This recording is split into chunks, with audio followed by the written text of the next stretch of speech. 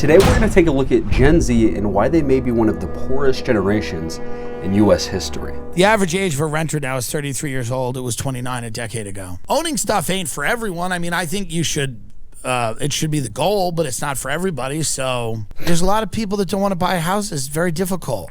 And they don't have the money, and they might not want the responsibility to buy houses. So what they do is they rent houses. And here's the deal. If you rent, you just always are, you know, you don't have that security. Somebody can always raise the price. Real. On you, you know? Somebody could always come in there and go, hey, I mean, this happens to friends of mine who live in Brooklyn. They live in these little dumps, you know? These things you'd never want to live in your life. You would never want to live in these places. New York. You would never want to live in these places.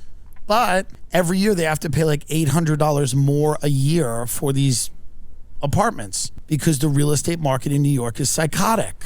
Yo, he's lowballing it. You would never want to live in these places. But every year they just go, F it, I got to do it. They have no other option. And I think a lot of people are over real estate anyway. Younger people don't look at it as glamorously because a lot of them saw their parents get divorced and fight over a house, or they just remember it got dark. A house is a place where somebody had a Halloween party and everybody killed a kid in Arizona. You know, like it's not always all amazing, the memories that people have in these homes, and I'm sure they never were. Soon people will live longer and they will just rent and they will not buy a home. And, you know, because everything is so out of control in terms of money, I've talked about it on the show, outside of forcibly evicting boomers from their houses and putting them in mental institutions and then putting those houses on the market, I don't know what else you can do. Truly, I don't know what else you can do. They won't stop or retire. It doesn't seem to be happening. They certainly don't want to sell. So you're just going to have to deal with the apartment. Yo, he's kind of got a point here, which is like, we do have a housing shortage in America that nobody seems to want to solve. You know, the statistics that I've heard are anywhere from 4 million households to 8.5 million households is how many households we're short in America. And you think about the fact that a household might hold 2, 3, 4, 5 people. That's a lot of people that are now having to get crammed into things like apartments or having to get crammed in with other family to unideal living situations. Like, America is in a rough spot.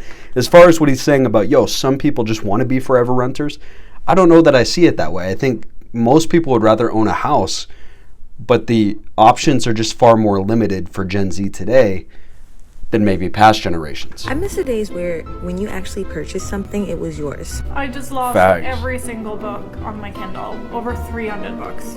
Then I tried to print at my leisure, and it was like, no, you literally can't use the printer unless you have a subscription. Automakers want to turn this thing you drive every day into a moving subscription. A new study shows Gen Zers have some finance problems, starting out with more credit card debt than previous generations. But let this be your reminder, you guys, we don't own anything on social media. This is their app. They can at any time get rid of TikTok, Instagram, YouTube, your email. We don't own anything.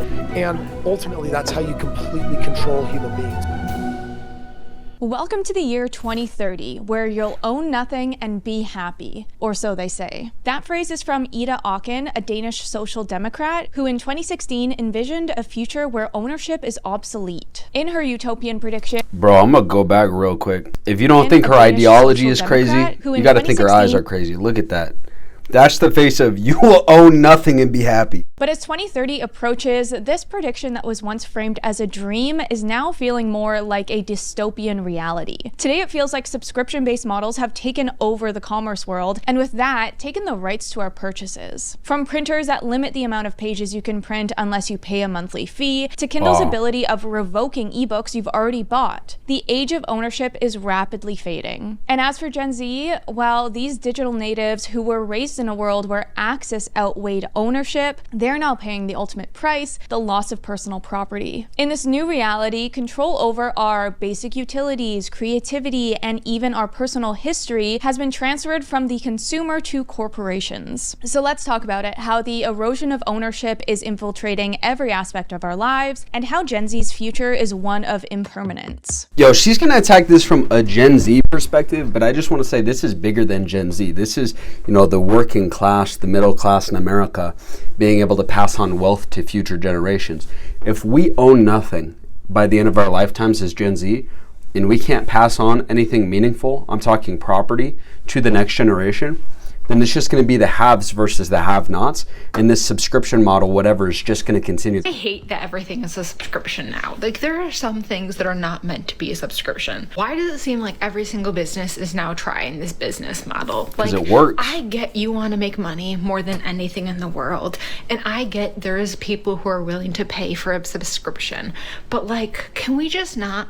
In the past, you used to have the freedom to make a one-time purchase to buy most things, and then had the freedom to do whatever you wanted with that item. There were no loopholes, hidden fees, or reoccurring charges when you could buy things outright. And whenever a new version came out, you had the choice to spend the money to upgrade or not, because you were still happy with the product you had. The control was in the hands of the consumer because they got to pick what they spent their money on. And now, Gen Z, and well, all generations for that matter, have to deal with everything they want being behind a reoccurring paywall. You know what I'm sick of? What? Subscription services for everything. Yeah. I'm so sick of them. I'm tired. Like, it started with streaming services and it seemed like a good idea, right? It was like, okay, cool. Instead of buying DVDs, I can just pay X dollars a month and I can get all these shows. Mm-hmm. But now they're starting to take away the shows and there's 900 subscription services for things. Yeah. The reason I feel like this hits Gen Z particularly hard is because they're the first generation to enter adulthood dominated by subscription models. One of the drawbacks being that every business under the sun is seeing the cash flow potential from these subscription models, so they're all trying to get in on it. I think that corporations and politicians are failing to understand is how much people are getting annoyed with our current iteration of capitalism in the US. Think about the subscription economy. Instead of buying something and paying once, you are now being charged monthly for so many things, right? Or every single business having its own app. So in order to get something done, you need to download a new app. Both of these things are symptoms of shareholder capitalism, which is the idea that companies need to squeeze more and more money out of their customers in order to create more value for their shareholders. Yo, to what that girl's saying, it really does feel like any time a business or a couple of businesses start to figure out, some new form of business, like, oh, if we get apps on phones, it familiarizes people with our brand, makes them think of us more so we can make more money. Oh, all of a sudden, every business wants to be an app on your phone. It seems like anytime something works for one person, all these big companies are so quick to hop on the wave. I mean, it really is soulless, and I would argue like pretty corny too, because there's just no individuality, there's no uniqueness to any of these businesses. It's just all just streamlining the fastest way to extract your wealth. And I mean, I guess it works, that's the purpose of business, but it really does feel just so soulless and gross with the way that it's being done. Like, even just thinking from my childhood, the way that businesses used to be, to now everything is so just perfectly streamlined to extract every dollar. Every business is, all of the money is moving into these big businesses that are built for extracting the maximum amount of wealth. A lot of these small mom and pop shops that, maybe you'd walk back into in the day and they weren't perfectly polished, but you fell in love with the local owner, you fell in love with, the unique recipes of their food, whatever it was. There's a certain soul that's lost in American capitalism right now. If you actually want to keep the things that you care about, like your photos, your music, your movies, your dating apps, hopefully not that one, but if you want to keep those things, then you have to pay these fees for the rest of your life. Think about that. You're only paying $9.99 a month for this vast library of media, but that's $10 a month for, say, 50 years with no accumulation of media that's actually under your own name of ownership. I'm just not sure if the math is mathing. Everything, it cannot be bought. It can only be licensed on a monthly basis. And what happens is you never get to a point where like those costs trail off. Like, those costs are forever. They're in perpetuity every month until the end of the universe.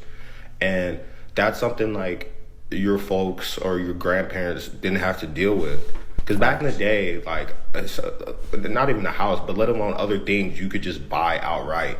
Like, you can't just buy Adobe anymore. You have to join one of their subscription plans. You can't just buy Microsoft Excel software. You have to stream spreadsheets now. I think based off what dude's saying is we forget, because we think of subscription models as being Netflix, as being Spotify or one of your music apps.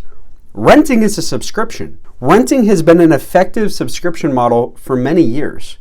They've just gotten better at getting you to implement it in every aspect of your life. And at some point, we're going to have to fight back against this, because if we don't, I think the government's going to have to when Gen Z runs out of any spending money whatsoever, because it's all being siphoned to a number of big companies and the S&P 500.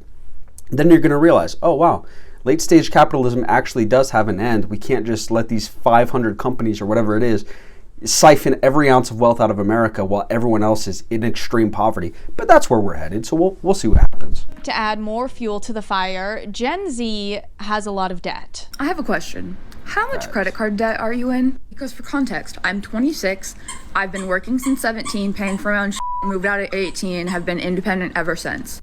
And I have $10,000 worth of credit card debt. And I will be the first to admit that I'm not perfect.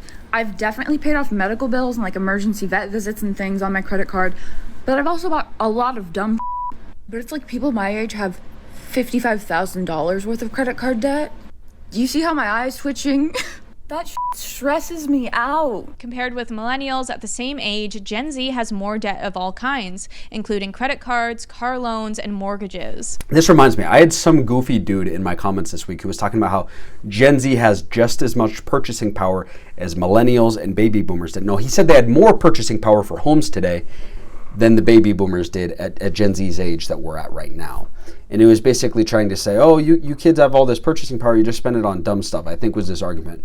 As you can see here, Gen Z has more debt. Additionally, wages have been stagnant since the 1970s. What does that mean? That means the further we go out on a time horizon, the less and less purchasing power each generation has. So no, we actually have less purchasing power. You look at a lot of these models that are designed to put people into debt. Gen Z's got a lot of new things that are trying to compete for their dollars and for their future dollars even that they haven't even earned yet, which is crazy. It's a form of slavery. It drives me nuts that it really feels like our generation is on a path to own nothing, and nobody seems to care about it. No one in the older generation seems to care about it. They give us these little like financial lectures on, avoiding things like avocado toast. But I'm sorry, that's not going to put me in a house if I cut out avocado toast every morning and save $20 this month, Judy. Like that's not the real problem. That's not the meat of the problem.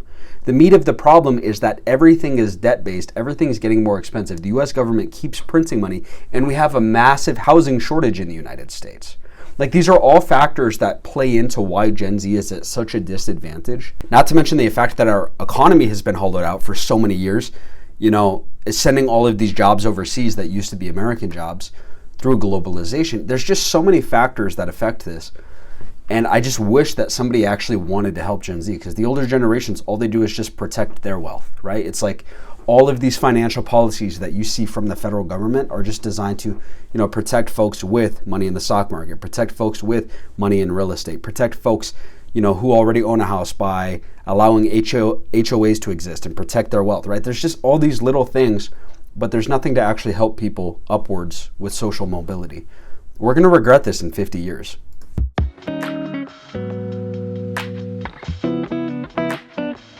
All these problems I've mentioned individually can be overcome, but it's the combination of it all that is leading Gen Z to a future with no personal wealth. No, a Netflix subscription won't prevent you from buying a house, but when you're spending all your money to rent things rather than buying them outright, you're living in a society that encourages more and more debt just to live a normal life, and inflation has skyrocketed so far beyond just making your coffee at home to save money. There's a problem there. Now, I'm not afraid of death at all. In fact, I can't wait to die. Honestly, I cannot wait to die. Gen Z are paying 31% more for housing than their counterparts were a decade ago after adjusting for inflation. Spending on car insurance by people 16 to 24 more than doubled between 2012 and 2022, while health insurance spending... I just don't know that anybody learned their lesson. Like the clear lesson here when we look at this kind of inflation is like, oh wow, it turns out when you print 40% of the money supply in just a few years,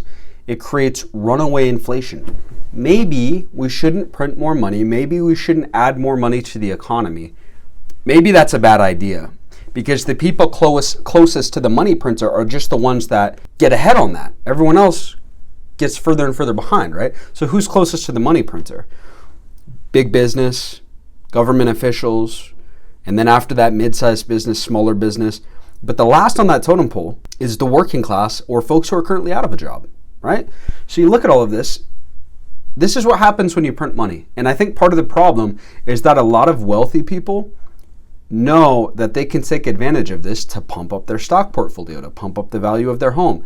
And so they look at it and they go, well, wouldn't be the worst thing if we printed some more money, or it wouldn't be the worst thing if we had an economic policy that got us into more debt, because my assets that I already own are just going to go up in value. But for the actual Gen Z person today, it just makes it further and further and further out of reach. It's not just Gen Z complaining. Things are very difficult financially for them right now. And it's kind of a sick joke that Gen Z, the generation that has the most debt of them all, can't even afford to get the one arguably good type of debt, which is a mortgage. It's crazy that this is the first generation of primarily home renters. Even when adjusted for inflation, today's youngest adults will spend more on rent in their lifetime than their predecessors. Members of Gen Z will spend on average $226,000 on rent before ever owning a home. It is no longer a guarantee that if you work a 9-to-5 job that you'll just be able to buy a house. Now, with all that in mind, if we look at the big picture of Gen Z's future, it's not really looking that good. A life of ever-rising rental prices,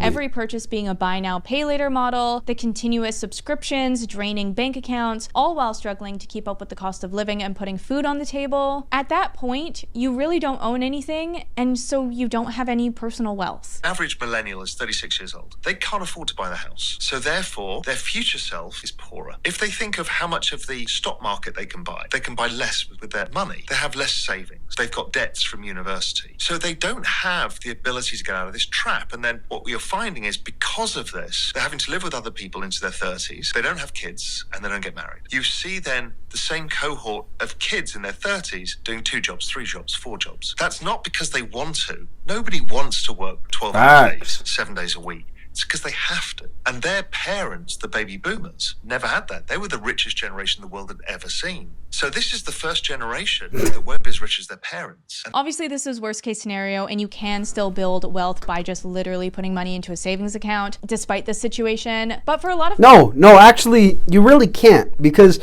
what happens when your government tells you, oh, inflation this year has been 9% because we printed money, is it's actually much higher than that. When the CPI, which is the government inflation report, comes out, they do hedonic pricing and hedonic substitution, which are methods in order for them to skew their stats downwards. So even when the government acts like inflation is not that bad, it is worse than they're telling you. So if you're going to leave your cash in that account, you're going to have what? If they report 9%, probably 12% of it stolen from you in a single year. That's how you're going to build wealth, by saving the little crumbs that you can while the government skims more and more of it with inflation by printing money, which is what they call the hidden tax. No, that doesn't work.